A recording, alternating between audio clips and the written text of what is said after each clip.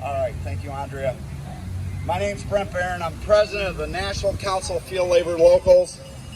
I represent the U.S. Department of Labor employees in the United States of America. Our motto for our local, or for our union, is where America works, we're working for you. This is about democracy, right? We're fighting for democracy. The employees at the Department of Labor fight for your rights in the workplace. We make sure that when you go to work at the beginning of the day, hopefully you go home at the end of the day. Yeah. That you get compensated what you're supposed to be compensated. That you get the benefits that the employer promised you. Yeah. That's what my members do for you. But I'm here about you today. In Washington, D.C. today, we have a ruling administration that wants to take everything away from you and give it to the 1%. We went through this before. 5 years ago, 6 years ago, they passed a tax cut that added $7 trillion to our national debt. The Republicans all scream about the national debt. Well, this big, beautiful bill, some call it other things, that they just passed last week is going to add another $4 trillion to our national debt. How are they going to do this? How are they going to pay for that?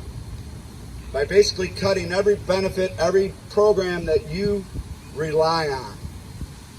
Medicaid, Medicare, cuts to Social Security, cuts to the VA, cuts to the EPA, cuts to the Department of Labor, cuts to SNAP. All those cuts are going to impact everybody standing in this park, whether you receive those benefits directly or not. When they talk about Medicare and Medicaid, people have to understand 70% of the nursing home residents are on Medicaid. Their benefits are being cut. 40% of the children born in this country are paid for by Medicaid.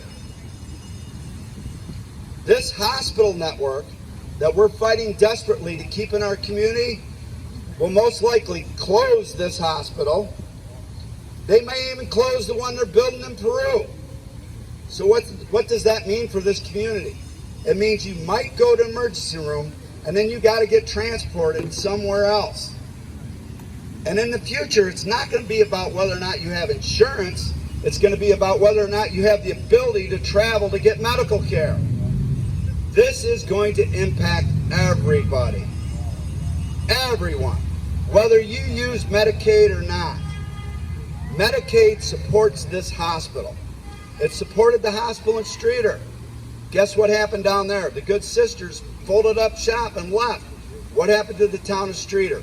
They got an urgent care. Same thing's going to happen here, guys.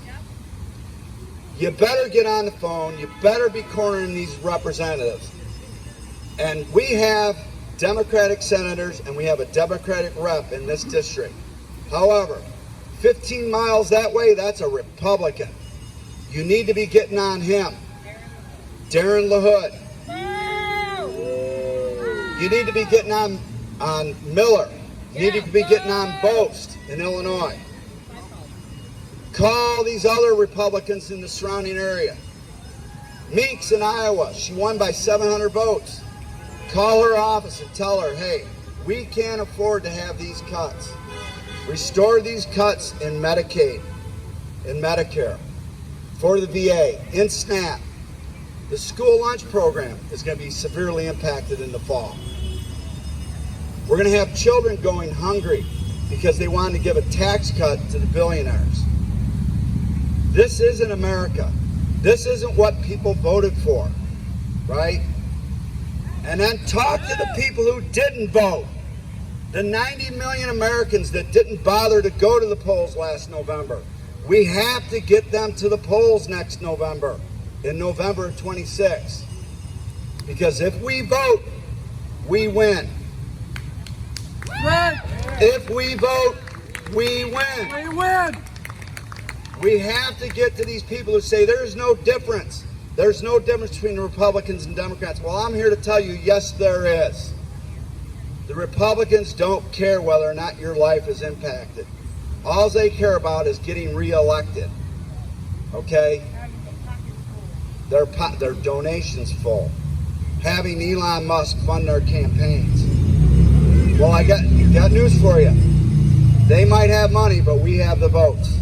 But anyway, thank you, everybody. Carry on.